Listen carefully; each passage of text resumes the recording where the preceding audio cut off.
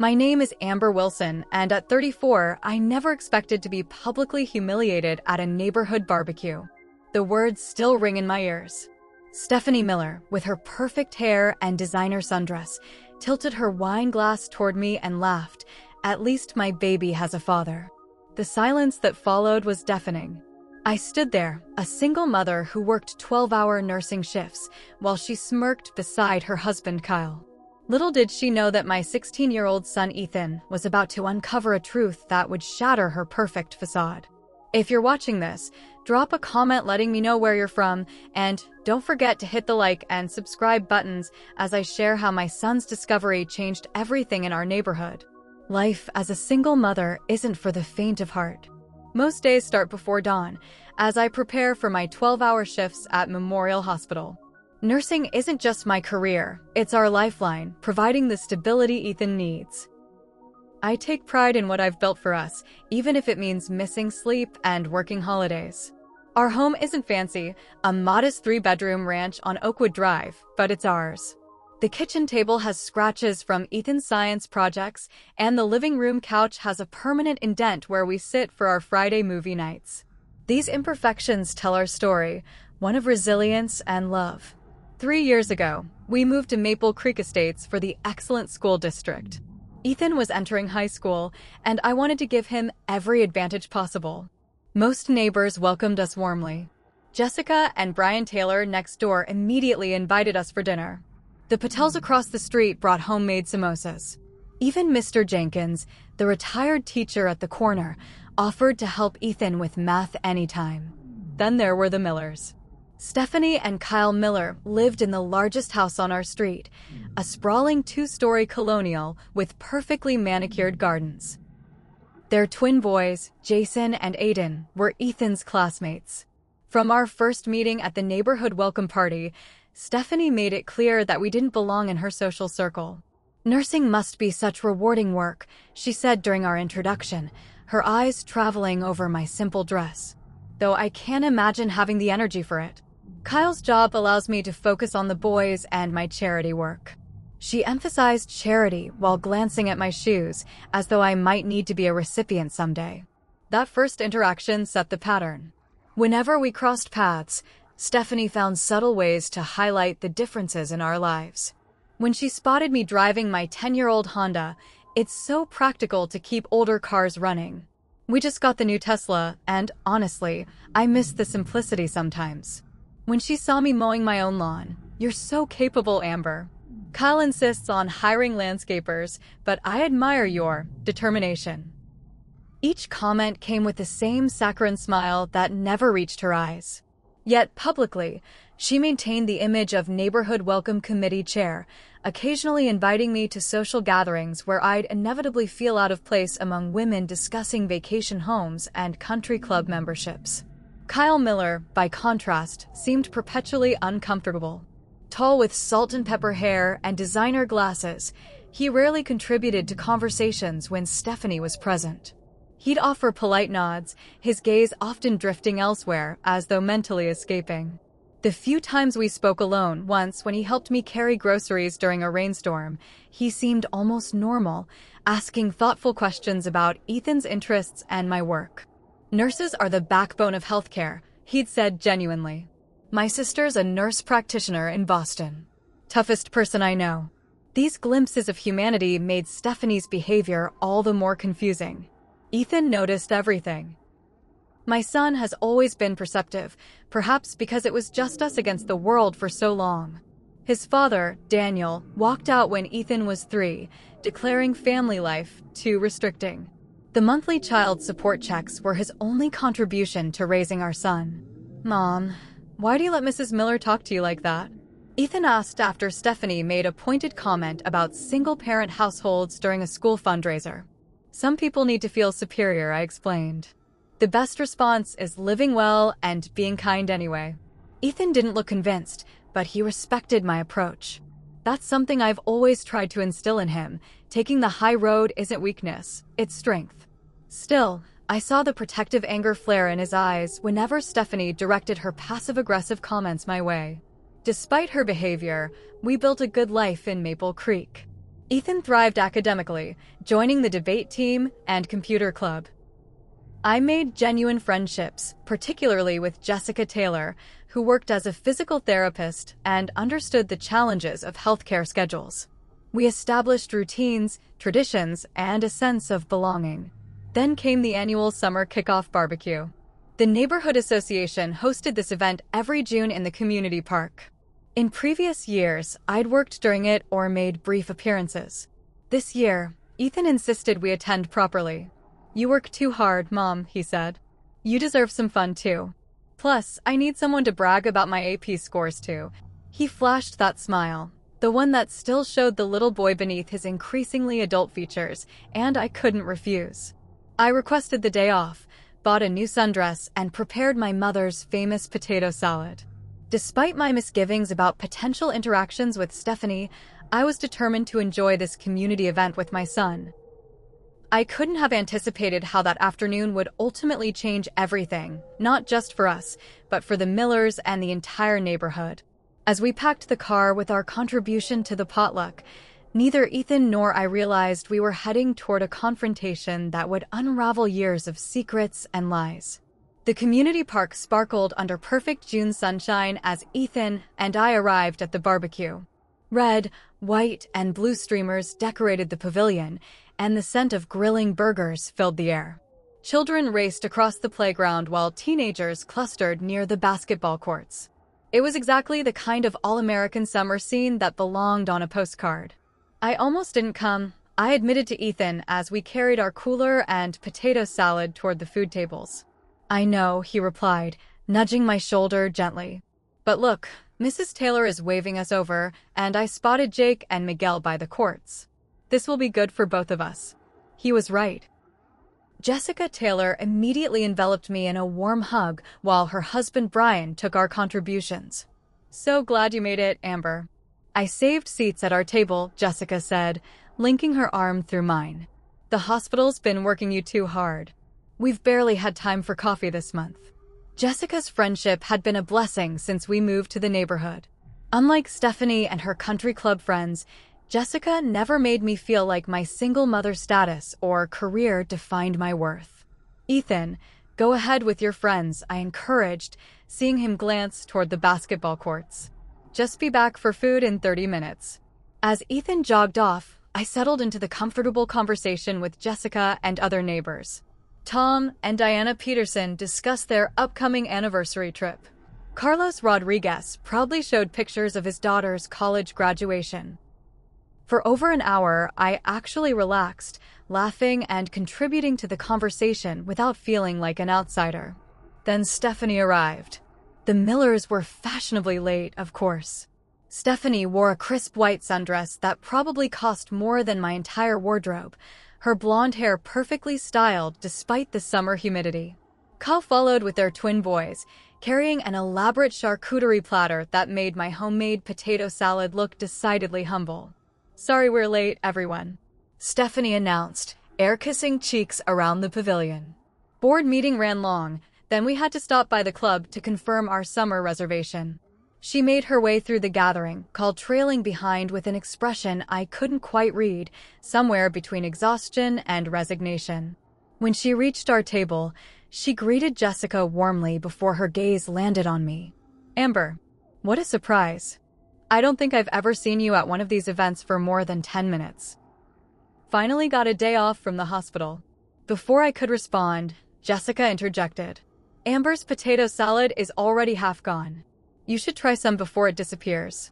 "I'll stick to my protein-forward diet, but thanks," Stephanie replied with a dismissive wave. "Kyle, why don't you get me a sparkling water?" As the afternoon progressed, I successfully avoided direct interaction with Stephanie. The community had grown large enough that mingling allowed for natural separation. Ethan returned for food, proudly introducing me to some new friends from the debate team. I noticed Jason Miller, one of Stephanie's twins, hovering near Ethan's group, though they didn't seem to interact directly. The trouble began during dessert. Several of us had gathered around a table near the grill area. The conversation had turned to summer plans and the challenges of entertaining children during school break. I've arranged tennis lessons, coding camp, and a Spanish immersion program, Stephanie explained, now on her third glass of wine. It's exhausting coordinating their schedules, but that's motherhood, right? Diana Peterson laughed. My kids would revolt. They want nothing but video games and pool time. Well, proper structure is essential for development, Stephanie continued. Children need consistency and guidance from both parents. I felt her eyes flick toward me, but kept my expression neutral as I helped distribute slices of Jessica's homemade apple pie. Single-parent households can provide plenty of structure too, Carlos commented casually. My sister raised my niece alone, and she's at Stanford now. That's the exception, not the rule, Stephanie replied, her voice taking on the authoritative tone she used when making pronouncements about proper living. Studies clearly show children thrive with two active parents. It's simply biological.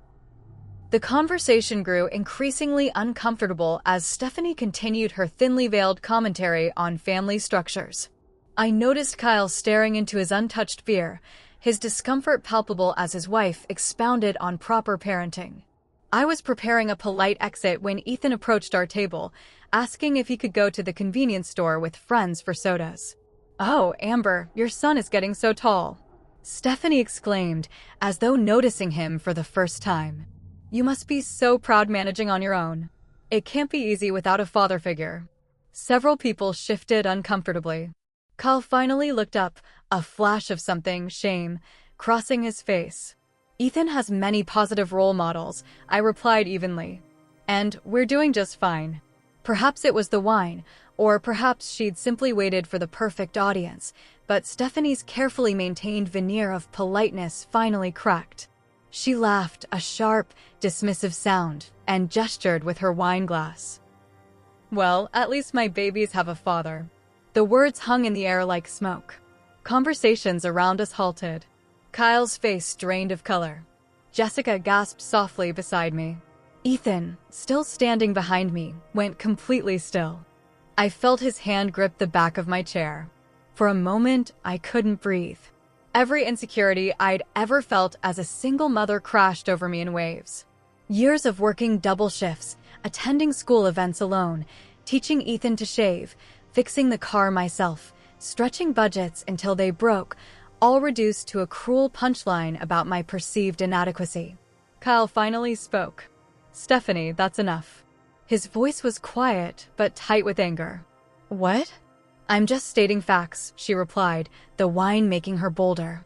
Children need fathers. That's not controversial. I stood slowly, gathering my purse and phone. Thank you for the lovely afternoon, everyone. I think it's time for us to head home.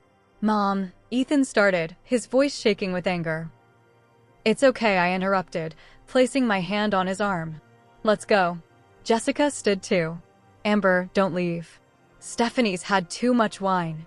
But I couldn't stay.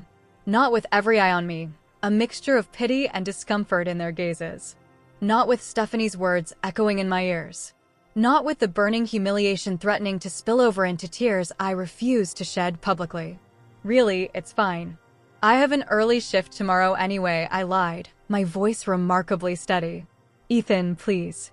As we walked away, I heard Jessica berating Stephanie and Kyle's mumbled apologies to the group. None of it mattered. All I wanted was the sanctuary of our modest home, where single parenthood wasn't a failure, but a triumph of love and perseverance. The drive home passed in tense silence. Ethan stared out the window, his jaw clenched, while I focused on breathing evenly, pushing back the tears until we were safely behind closed doors. She had no right to say that, Ethan finally said as we pulled into our driveway. No right at all. No, she didn't, I agreed, turning off the engine. But how we respond to cruelty says more about us than the cruel person. Ethan's expression hardened in a way I'd never seen before. Sometimes, Mom, the high road just looks like letting people walk all over you. With that, he got out of the car and headed inside, leaving me to wonder if perhaps, this time, my son was right. Sunday morning, I woke to the familiar scent of coffee brewing. Ethan had beaten me to the kitchen and stood at the counter scrambling eggs, his back unusually rigid with tension. You didn't have to make breakfast, I said, reaching for a mug. Wanted to. His response was clipped, focused on the task at hand.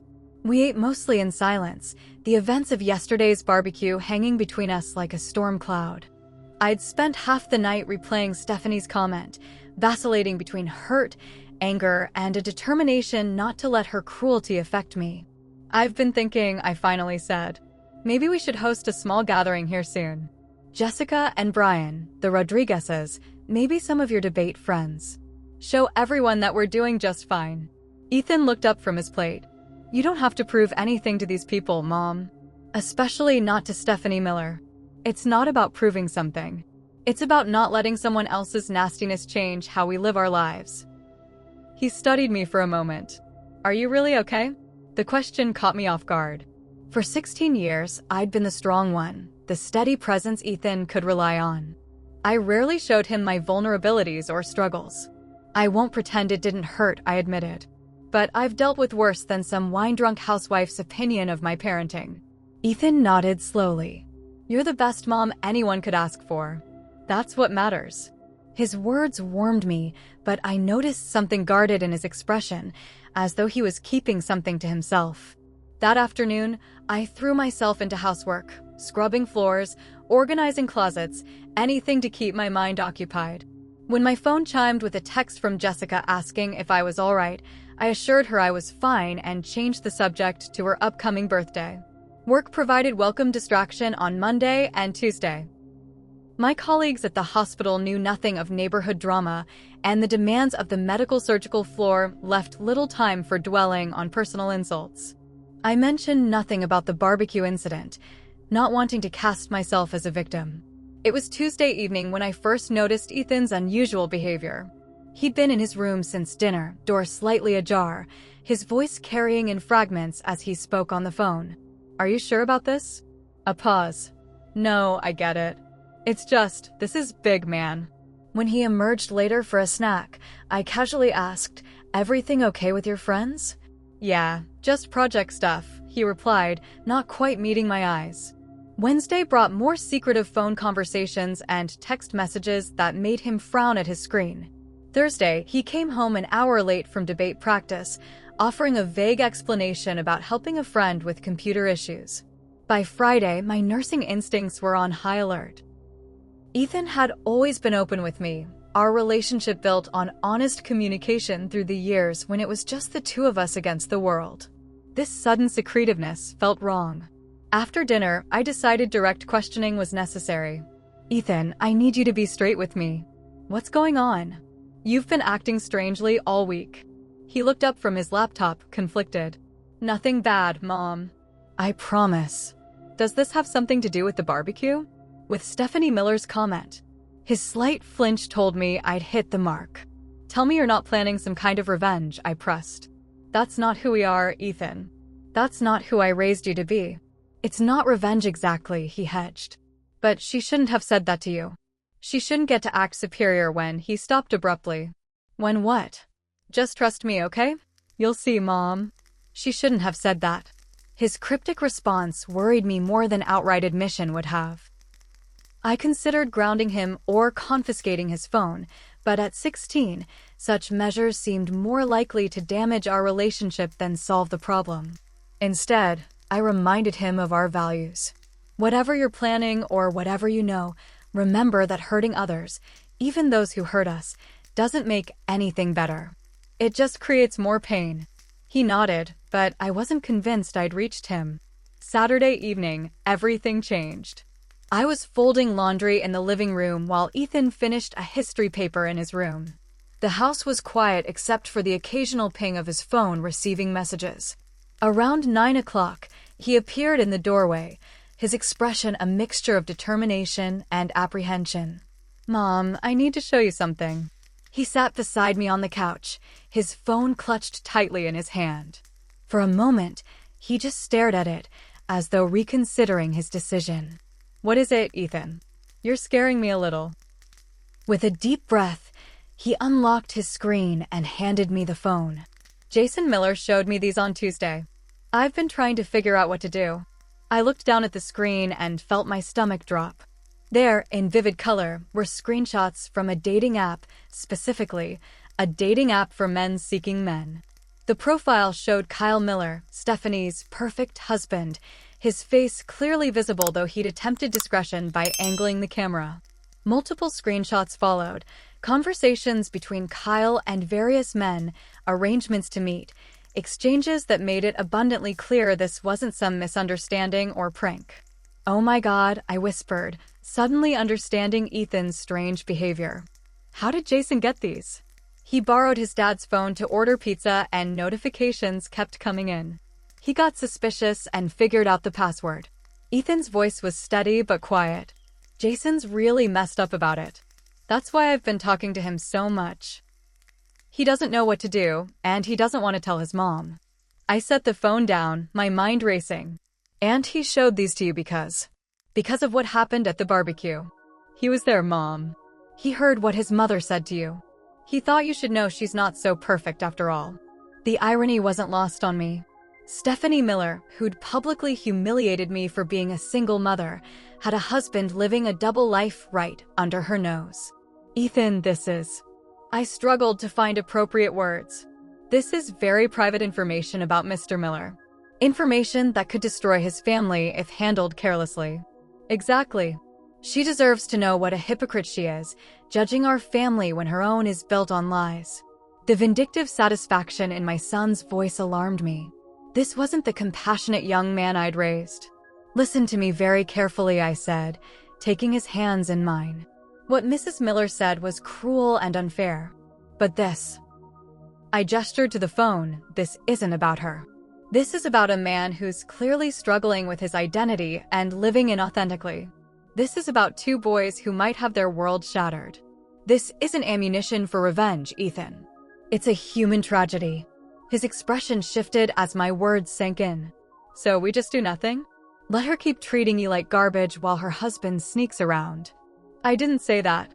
But whatever happens next needs to come from a place of integrity, not vengeance. I paused, considering our options. Have you or Jason confronted Mr. Miller? No, Ethan admitted. Jason's too freaked out. He doesn't know if his mom knows, or what it means for their family. He just wanted someone else to know, I think. Someone outside. I nodded slowly, understanding the burden my son had been carrying all week. Thank you for trusting me with this. We need to think very carefully about the right thing to do. As I looked at Kyle Miller's secret life displayed on my son's phone, I realized we'd stumbled into something far more complicated than neighborhood politics or petty insults. This was about real lives, real pain, and potentially devastating consequences. Whatever decision we made would need to reflect the kind of people we wanted to be, not in moments of triumph, but in moments when we held others' fate in our hands. Sunday morning found me staring at the ceiling, sleep having eluded me most of the night. The revelation about Kyle Miller had opened a Pandora's box of ethical questions I wasn't prepared to answer. Part of me, a small, wounded part one wasn't proud of, felt vindicated. Stephanie's perfect life was a carefully constructed facade. Her cruel comment about my son lacking a father figure seemed even more ironic now, given her husband's secret life. But the larger part of me recognized the human suffering behind these screenshots. Kyle, living a lie that must have been suffocating. Stephanie, potentially oblivious to her husband's true identity. Their sons, especially Jason, caught in the middle of an adult situation no teenager should have to navigate alone. When Ethan shuffled into the kitchen around 9, I had coffee waiting and pancakes on the griddle. "You look like you didn't sleep," he observed, dropping into a chair. I had a lot to think about. I slid a plate in front of him. "We need to talk more about those screenshots and how Jason got them." Ethan poked at his breakfast. "I already told you." The dating app notifications kept coming in when he was ordering pizza on his dad's phone. And then what? He just started exploring the app. Well, yeah. Wouldn't you, if you saw something weird on someone's phone? I raised an eyebrow. Actually, no. Privacy still matters, even in families. But, let me finish. I understand why Jason looked. He's 16, and it was surprising. What concerns me is how those screenshots ended up on your phone and what you and Jason plan to do with them. Ethan had the grace to look uncomfortable. Jason just wanted advice. He texted them to me because he didn't know who else to talk to. His brother Aiden worships their dad and would freak out. And what advice did you give him? I told him he should talk to his dad directly, Ethan said, surprising me. But he's scared. Then after thinking about it more, I thought maybe his mom should know. After what she said to you. I took a deep breath. Ethan, I need you to really hear me. Using someone's sexuality, especially when they're clearly not open about it, as a weapon to hurt them or others is never acceptable. Never. But no. What Stephanie said was cruel and ignorant. But exposing Kyle's private struggles to get back at her would be cruel too. Two wrongs don't make a right, that's kindergarten ethics. Ethan stared at his plate. So we just pretend we don't know? Let Jason deal with this alone. His question struck at the heart of my dilemma.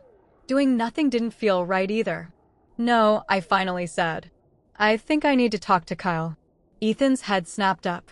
What? Why? Because right now, a 16-year-old boy has discovered something explosive about his father and doesn't know what to do. Because that information is spreading, Jason told you, you told me, and who knows who else might find out.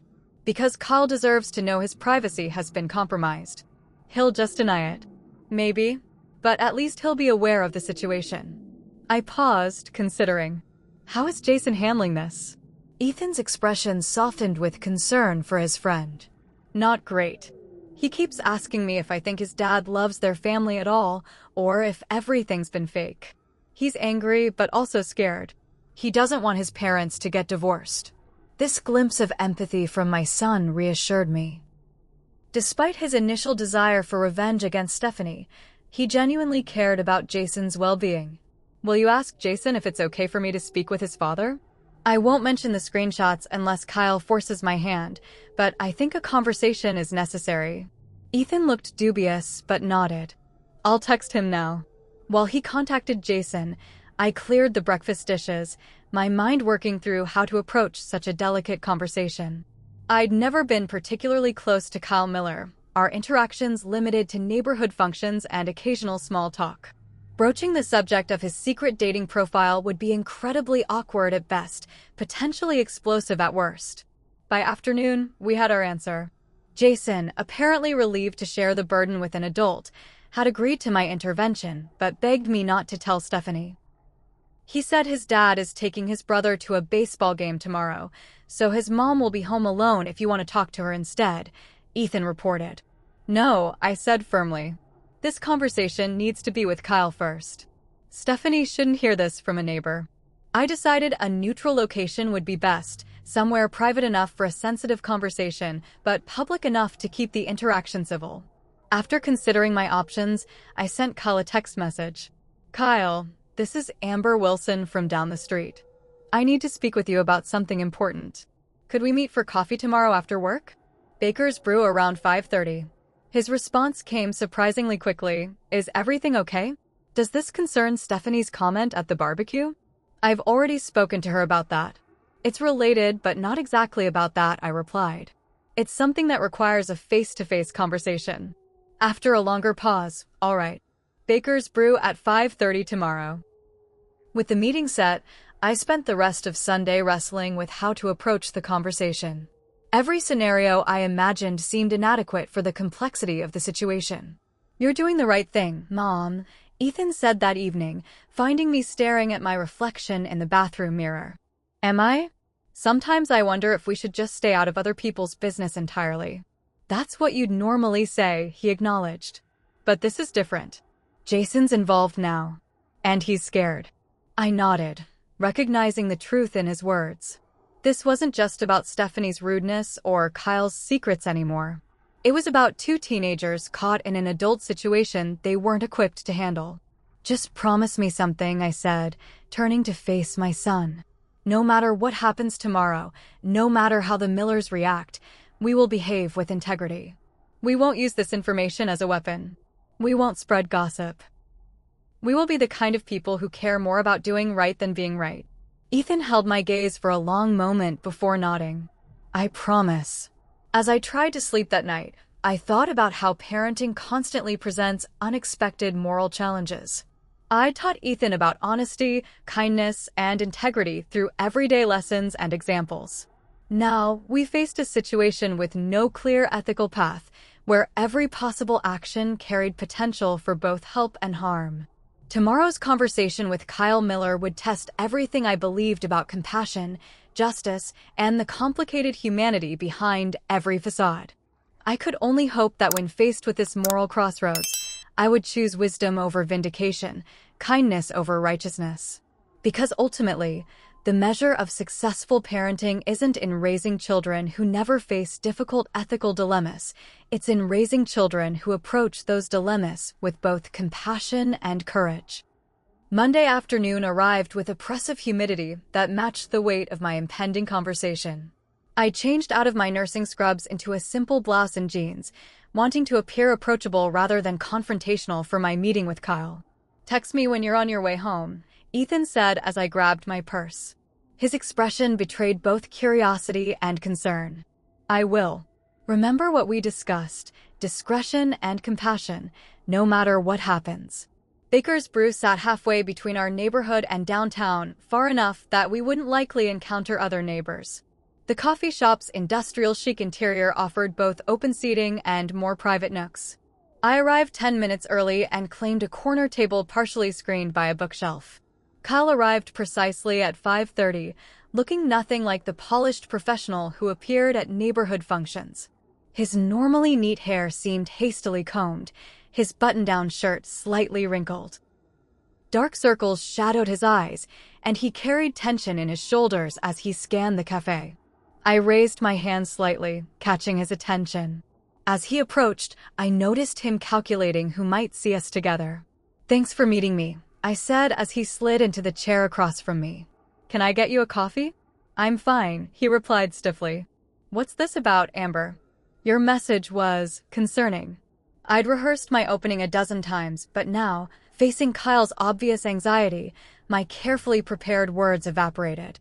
Direct honesty seemed the only appropriate approach. "Kyle, this is going to be an uncomfortable conversation, and I apologize for that. I want you to know I'm not here to judge or threaten you. I'm here because a situation has developed that you need to be aware of." His expression shifted from guarded to alarmed. "What situation?" I lowered my voice. "Your son Jason borrowed your phone last week to order pizza. While he had it, he saw notifications from a dating app. He investigated further and discovered your profile and conversations with other men." The color drained from Kyle's face. For a moment, I thought he might pass out or bolt from the cafe. His hands, wrapped around the empty mug in front of him, began to tremble slightly. That's ridiculous," he finally managed, his denial unconvincing even to himself. "Jason must be confused about what he saw." "Kyle," I said gently. Jason took screenshots. He was upset and confused, so he shared them with Ethan, who eventually showed them to me. "I'm not here to expose you or threaten you. I'm here because your son is struggling with this discovery, and because you should know that this information is no longer completely private." He closed his eyes briefly, the facade of denial crumbling. When he looked at me again, I saw naked fear. "Who else knows?" he whispered. "As far as I'm aware, only Jason, Ethan, and myself." Jason specifically asked that Stephanie not be told, at least not yet. Kyle's shoulders sagged with momentary relief, followed by visible shame. "My God. My son." His voice cracked. "What must he think of me?" The raw pain in his voice touched me. Whatever judgment I might have harbored dissolved in the face of his obvious anguish. "He's confused and hurt," I answered honestly. "But mostly, I think he's worried about what this means for your family." Kyle stared at the table, silent tears welling in his eyes. The carefully constructed image of the successful businessman with the perfect family had completely vanished, revealing a man drowning in secrets. "I never wanted anyone to find out like this," he finally said. "Especially not Jason." "God, what have I done? May I ask you something?" I ventured carefully. When he nodded, I continued. "How long have you been living this double life?" Kyle wiped his eyes with a napkin, glancing around to ensure no one was watching his breakdown. The app is recent, maybe 6 months. But knowing who I really am, he gave a hollow laugh. Forever. Since before I married Stephanie. I thought I could make it work. My family is very traditional, very religious. When I met Stephanie in college, she represented everything my parents wanted for me. She was beautiful, ambitious, from the right kind of family. We got along well as friends. I convinced myself that was enough. But it wasn't, I said softly. No. But by then, we had the boys, the house, our position in the community. Stephanie's entire identity is wrapped up in our perfect family image. I couldn't destroy that. I couldn't hurt the boys. He looked up, desperation in his eyes. I love my sons, Amber. Whatever you think of me, please believe that. I do believe you, I assured him. But Kyle, secrets this big have a way of coming out eventually. Jason already knows. That can't be undone. He nodded miserably. I always told myself I'd wait until the boys were in college. That I'd have some grand conversation with Stephanie then, and we'd figure it out like adults. Stupid, right?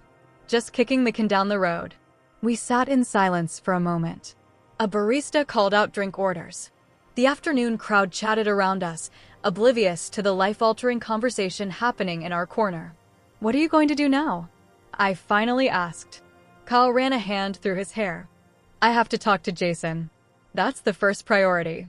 Then, he trailed off, the enormity of his situation seemingly overwhelming him. Then Stephanie, I finished for him. She'll be devastated, humiliated, furious. He listed the emotions flatly. And she'll have every right to be. I've lied to her for our entire marriage. May I make an observation? When he nodded, I continued carefully. At the barbecue, Stephanie made that comment about Ethan not having a father. I've been wondering if perhaps, on some level, she suspects something isn't right in your marriage. Kyle considered this. Maybe. We haven't had a real marriage in years, not in the physical sense. I thought she accepted that as normal for long-term couples, but sometimes I catch her looking at me with such disappointment. People often lash out at others when they're insecure about their own situations, I suggested. That doesn't excuse her comment, but it might explain it. That's generous of you, considering how she treated you. Kyle looked at me with newfound respect. Most people would be planning how to use this information for revenge. That's not who I want to be. And it's not who I'm teaching my son to be. Kyle nodded slowly. Thank you for coming to me directly. You could have handled this very differently. What are you going to do, Kyle? Jason is waiting for some kind of resolution. He straightened his shoulders slightly, a glimmer of resolve appearing through his distress. I'll talk to Jason tonight. Then, he took a deep breath. Then I need to have an honest conversation with Stephanie this weekend. It's time to stop living a lie, whatever the consequences. That sounds like the right approach, I agreed. But Kyle, may I suggest something? These dating apps, maybe hold off on that activity until after you've addressed things with your family. Jason has screenshots, and if Stephanie were to see them. God, yes. I deleted the app after the barbecue, actually. He looked ashamed again. Guilt, I suppose. But the damage was already done. As our conversation wound down, Kyle appeared simultaneously devastated and relieved. A man who'd carried a crushing secret for decades, finally glimpsing the possibility of authenticity, however painful the transition might be. Amber, he said as we prepared to leave, why did you do this? After how Stephanie has treated you, you could have just watched our family implode. Why help me navigate this instead? I considered his question carefully. Because underneath all our differences, all our social posturing and neighborhood politics, we're just people trying to find happiness and meaning. Your family matters, Kyle. Your son's well-being matters. And your authentic life matters too. He nodded, blinking back tears. I'll text you after I talk to Jason. And Amber, thank you. As I drove home, I felt oddly lighter despite the heaviness of our conversation. I'd chosen compassion over vengeance, understanding over judgment. Whatever happened next with the Millers, I knew I'd approach the situation with integrity. What I couldn't anticipate was how quickly events would spiral beyond anyone's control, or how deeply our two families would become intertwined in the aftermath. Tuesday passed uneventfully, with no word from Kyle or Jason. I assumed they were having difficult but necessary conversations and deliberately kept Ethan occupied with a movie night to give them space. Wednesday morning, however, brought the first ripple of the coming storm. Jessica Taylor called while I was getting ready for work. "Have you heard about Stephanie's party?" she asked without preamble. "What party?" "She's hosting a last-minute dinner tomorrow night. Everyone on the street is invited except you. She made a point of telling me not to mention it to you, which is exactly why I'm calling." I sighed, leaning against the bathroom counter. I'm not surprised. Things have been tense since the barbecue. "It's more than that," Jessica continued, lowering her voice though no one could overhear her. "She's been saying things, Amber, implying you've been inappropriate with Kyle." "What?" The accusation was so unexpected I actually laughed. "That's ridiculous." "I know that. But she told Diane Peterson she saw Kyle's car near your neighborhood last week and that you've been texting him privately." "Our coffee shop meeting." "Of course. Someone must have spotted us, or perhaps Kyle's location had been visible to Stephanie through some family tracking app." "Jessica, I can't explain right now, but I promise there's nothing inappropriate happening between Kyle and me." "You don't have to convince me," she assured me. "I just wanted you to know what she's saying. Brian and I declined the dinner invitation, by the way. We're not participating in whatever drama she's creating." After hanging up, I quickly texted Kyle, "Stephanie is telling neighbors we're having an affair. You may want to address this before rumors spread further." His response came hours later, while I was at work. "I'm aware. It's complicated. We'll handle it." Not exactly reassuring. By Thursday evening, the situation had deteriorated further. Ethan came home from debate practice visibly upset. "Aiden Miller told everyone you're trying to break up his parents," he reported, dropping his backpack with unusual force. "He cornered me after school and said his mom found texts proving you've been going after his dad." My heart sank. "Ethan, you know that's not true." "Of course I know that. But now half the debate team is looking at me weird, and Jason isn't even speaking to me anymore." He grabbed a soda from the refrigerator, his movements sharp with frustration. "This is exactly why we should have just shown Stephanie the screenshots in the first place. That would have been wrong, and you know it." "Well, this is wrong too. She's spreading lies about you, Mom. Doesn't that bother you?" Before I could respond, my phone rang, an unknown number. "Is this Amber Wilson?" a woman's voice demanded when I answered. "Yes, whose?" "This is Dr. Laramie from Riverdale Medical Group. We've received some concerning information about your professional conduct that I'd like to discuss." My blood ran cold. Riverdale Medical was a competing hospital system where I'd never worked. "I think there's been a mistake," I said carefully. "I'm not employed by Riverdale. We've received reports that you're accessing patient information inappropriately and discussing confidential medical details with non-medical personnel. If these allegations are true, we'll be obligated to report you to the nursing board." The accusation was so outrageous, I nearly dropped the phone. I don't know who provided that information, but it's completely false. I've never worked for Riverdale, never accessed your systems, and would never violate patient confidentiality. After several more minutes of increasingly bizarre questioning, I realized what had happened. "Did Stephanie Miller contact you with these allegations?" The momentary silence confirmed my suspicion. "I'm sorry you've been drawn into a personal dispute," I said professionally. "But I assure you, I've done nothing unethical or illegal. If you receive further allegations, I'd appreciate being notified before any reports are filed." After ending the call, I explained the situation to a horrified Ethan. "She's trying to get you fired? That's insane." "She's lashing out because she's scared," I reasoned, though my own anger was building. "She suspects something's happening in her marriage, and she's looking for someone to blame."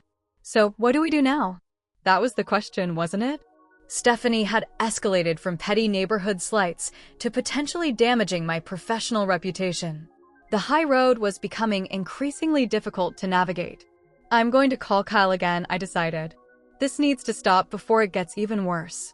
But Kyle didn't answer my calls or respond to my increasingly urgent texts. By Friday morning, with still no word from him, I decided more direct action was necessary. The Miller house stood imposing at the end of our street, its manicured lawn and professional landscaping a stark contrast to the more modest homes around it. I rarely approached it, but now I walked purposefully up the stone pathway and rang the doorbell. Stephanie answered almost immediately, as though she'd been waiting for confrontation. Her carefully applied makeup couldn't quite hide the redness around her eyes or the tightness in her expression. "You have some nerve showing up here," she hissed, not opening the door fully. "Stephanie, we need to talk. You've been spreading rumors about me that could damage my professional reputation. That crosses a line." "You crossed a line when you started meeting my husband behind my back," she countered. "Did you think I wouldn't find out? That tracker app on his phone shows everywhere he goes. It's not what you think." Kyle and I met once in public to discuss a family matter. She laughed bitterly. "A family matter? That's rich. We both know what you're doing.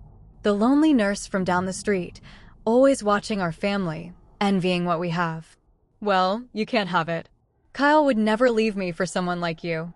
Her words were meant to wound, but they only confirmed my suspicion that Stephanie's cruelty stemmed from profound insecurity. "Stephanie, I'm not interested in your husband. The truth is—" "I don't want to hear your version of the truth," she interrupted.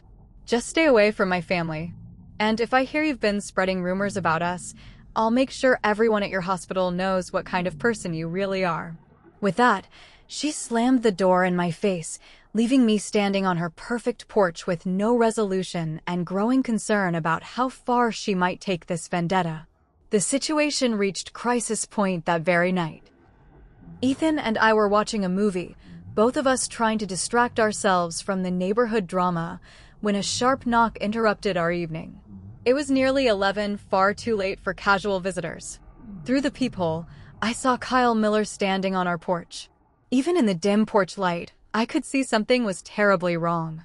His left eye was swelling, a dark bruise forming on his cheekbone, and he clutched a hastily packed suitcase. "Oh my God," I gasped, opening the door. "What happened?"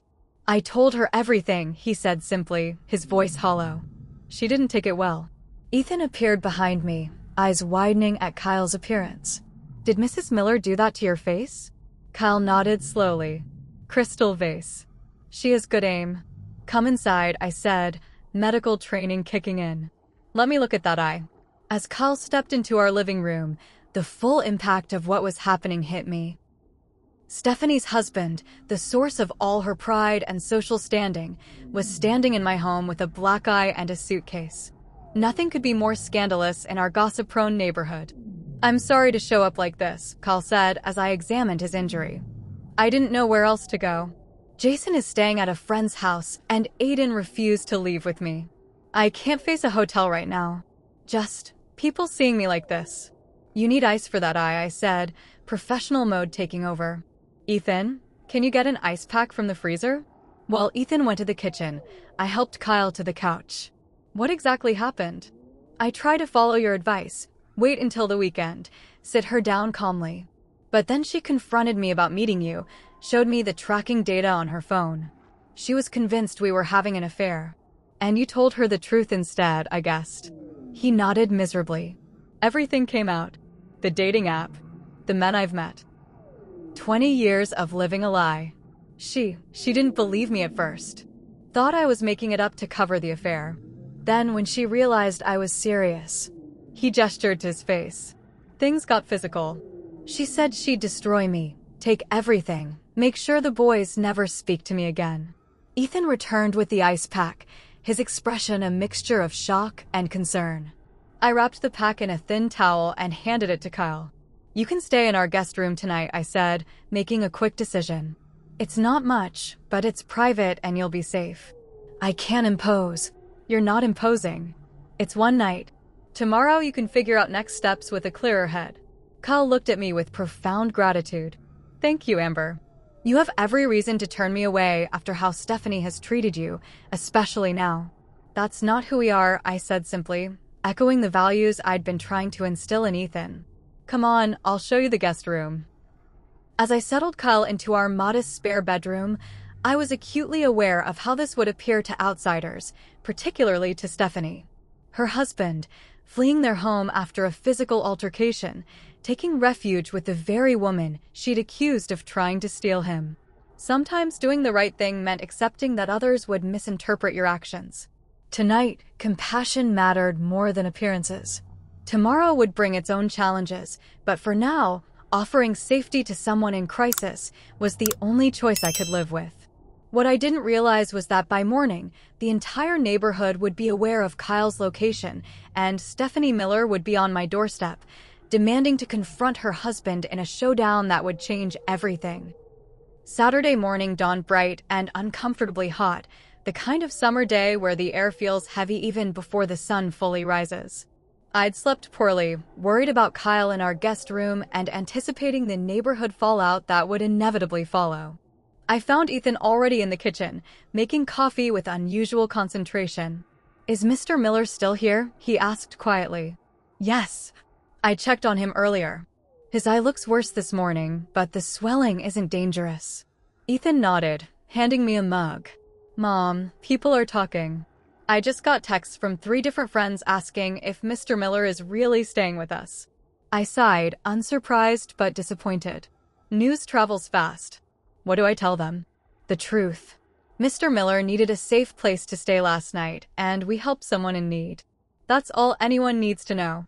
He seemed satisfied with this response, and we settled into a strangely normal Saturday morning routine. Ethan working on summer reading, me catching up on household paperwork. Kyle emerged around 9, his left eye now a spectacular purple, and accepted coffee with quiet thanks. "I've called a realtor friend about short-term rentals," he told me. "I should be out of your hair by this afternoon." "There's no rush," I assured him. "Have you spoken with Jason?" "Briefly, by text. He's staying with his debate team friend for the weekend." Aiden won't respond to my messages. Pain flickered across his face that had nothing to do with his physical injury. The relative calm of our morning was shattered at precisely 10:17 a.m. when furious pounding rattled our front door. "I know he's in there." Stephanie's voice carried clearly through the door and probably to the neighboring houses as well. "Kyle, get out here right now." Kyle froze, coffee mug halfway to his lips. Ethan looked to me for direction. "Let me handle this," I said calmly, though my heart raced. "Ethan, please stay here with Mr. Miller." I approached the door with forced composure and opened it to find Stephanie Miller on my porch, mascara streaked down her face, designer sunglasses pushed up into her disheveled blonde hair. Several neighbors had emerged from their homes, pretending to check mail or water plants while watching the drama unfold. "Where is he?" she demanded, trying to look past me into the house. "Stephanie, this isn't the best way to handle." "Don't you dare tell me how to handle my husband leaving me for another man," she shouted, loud enough for everyone within half a block to hear. "And don't pretend you didn't know. You've been helping him behind my back." The raw pain in her voice momentarily overshadowed her anger. Despite everything she'd done, the cruel comments, the rumors, the threats to my career, I felt a wave of compassion for the woman whose entire identity had just imploded. "Please come inside," I said quietly. "You don't want to do this in public." For a moment I thought she'd refuse, but something in my expression must have reached her. She gave a jerky nod and stepped across my threshold, her rigid posture communicating that this was a temporary concession. Kyle stood in the living room, Ethan slightly behind him in a protective stance that made my heart swell with pride. The sight of her husband's bruised face seemed to momentarily stun Stephanie. "Ethan, please go to your room," I said. "But Mom, please." With obvious reluctance, he disappeared down the hallway, though I suspected he'd be listening carefully. "You should be ashamed," Stephanie began, focusing on Kyle. "Running to the neighborhood charity case after what you've done to our family." "Stephanie," Kyle said tiredly, "Amber has shown me more kindness in the past week than you have in years. Don't attack her for being decent." "Decent?" She laughed bitterly. "Is that what you call hiding a cheating husband? Helping him maintain his lies?" "I never cheated on you," Kyle insisted. "Not with women. Not with Amber. Just with men," she spat. As if that makes it better. The tension in the room was suffocating. I stepped forward, keeping my voice deliberately calm. "Stephanie, I understand you're hurt and angry. You have every right to be. But I need you to know that I've never been romantically involved with Kyle. I only learned about his situation recently, through our sons. This caught her attention. What do you mean, through our sons? Kyle sighed. Jason found my dating app. He was confused and shared it with Ethan, who eventually told Amber. She met with me to let me know our son had discovered my secret. That's all. Stephanie's eyes widened, new understanding dawning. Jason knows? How long has he known? Almost 2 weeks, Kyle admitted. I spoke with him about it Wednesday night. That's why he's staying with Andrew this weekend. And Aiden. I told him yesterday before things escalated between us. Stephanie sank onto my couch, the fight suddenly draining from her.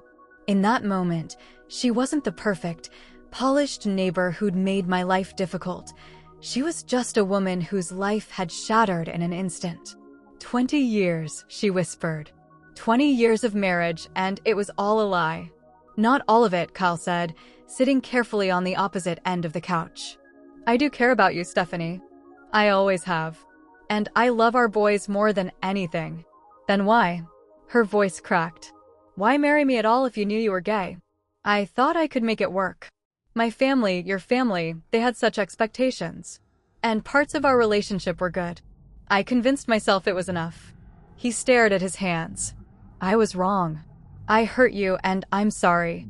I stood awkwardly in my own living room, feeling like an intruder in this intensely personal moment between husband and wife. I started to step away, to give them privacy, when Stephanie's next words stopped me. And you, she said, looking up at me with red-rimmed eyes. You knew all this and didn't tell me. You let me make a fool of myself accusing you of having an affair with my gay husband. It wasn't my truth to tell, I replied simply. Kyle needed to be the one to have that conversation with you. Even after She faltered, shame briefly crossing her features. After what I said at the barbecue. About your son not having a father. Even after that. Stephanie studied me with new awareness, as though truly seeing me for the first time. Why? Why would you show such consideration when I've been nothing but cruel to you? The question hung in the air between us, honest and raw in a way none of our previous interactions had been. Because cruelty doesn't cancel cruelty, I said finally. And because I try to be the kind of person I want my son to become. Something shifted in Stephanie's expression, not quite acceptance, but perhaps the beginning of understanding. She turned back to Kyle. I need time to process all this. And we need to talk about the boys, about practical arrangements. Her voice was steadier now, the initial shock giving way to pragmatism. But not here. Not in her house. Kyle nodded. I'll be at the residence inn on Westbrook. When you're ready to talk, just call me.